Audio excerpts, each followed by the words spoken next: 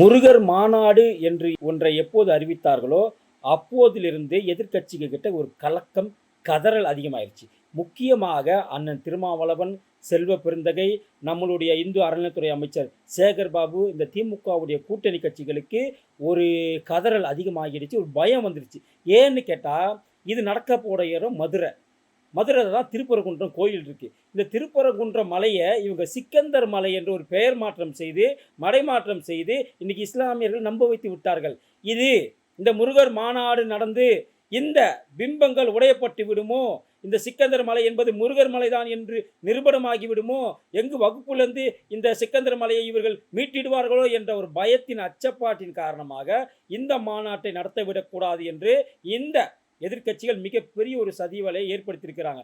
ஏன்னா இந்த கூட்டத்திற்கு லட்சக்கணக்கான இந்துக்கள் வருகை தருவதாக உளவுத்துறை ரிப்போர்ட்டு இன்றைக்கி தமிழக அரசு கையில் கொடுத்துருக்குது.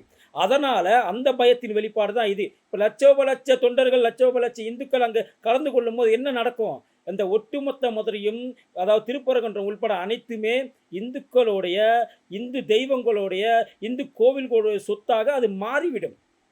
அப்படி மாறக்கூடாது, இது கடைசி வரை சிக்கந்தர் மலையாகத்தான் இருக்க வேண்டும் என்பதற்காகத்தான் இந்த எதிர்க்கட்சிகள், முக்கியமாக திருமாவளவன் உட்பட, திருமாவளவன் முருகர், அதாவது கோவில்களே ஆபாசமான சிலைகள் இருக்கும் இடம் என்று சொல்லிவிட்டு இன்றைக்கி என்னடனா முருகர் உங்களை உள்ளே விட மாட்டார், முருகர் உங்களை ஆட்சியாளர் விட மாட்டார், முருகர் சங்கிகளுக்கு தக்க பாடம் போக்குட்டுவார். எப்போயா அவனுக்கு வந்துச்சு திடீர்னு முருகர் மேலே பாசம்?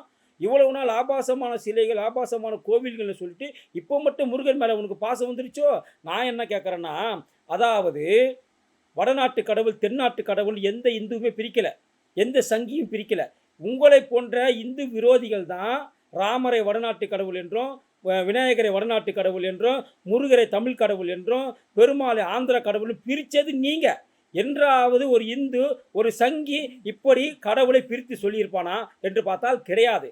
உங்களை போன்ற திராவிட மாயையில் சிக்கியிருக்கும் உங்களை போன்றவர்கள், பெரியாரின் வசம் சிக்கியிருக்கும் உங்களை போன்றவர்கள் தான் இந்த கடவுளை பிரித்தாலும் சூழ்ச்சி ஏற்படுத்துனீங்களே தவிர எந்த ஒரு இந்து, நீ கேட்டுப்பார், ஒரே ஒரு சாமி கும்பிட்ற இந்து கிட்ட போய் நீ கேட்டுப்பார், நான் சவால் விட்டு சொல்கிறேன், ஏம்பா ராமர் வடநாட்டுக்காரனா சொல்ல மாட்டான். எல்லாமே இந்திய கடவுள், இந்துக்களின் கடவுள். இந்துக்கள் எங்கெங்கு இருக்கிறார்களோ, எங்கெங்கு வழிபாட்டு தலங்கள் இருக்கோ அனைத்துமே இந்துக்களின் வழிபாட்டு தலங்கள். அது தென்னாடு வடநாடு என்று பிரிக்க தெரியாது இந்துக்களுக்கு. அப்படி பிரித்தாலும் சூழ்ச்சியை உருவாக்குது உங்களை போன்ற தேச விரோத, இந்து விரோத சக்திகள் தான். எங்களை பிரித்தாலும் சூழ்ச்சியை நீங்கள் செய்கிறீங்க.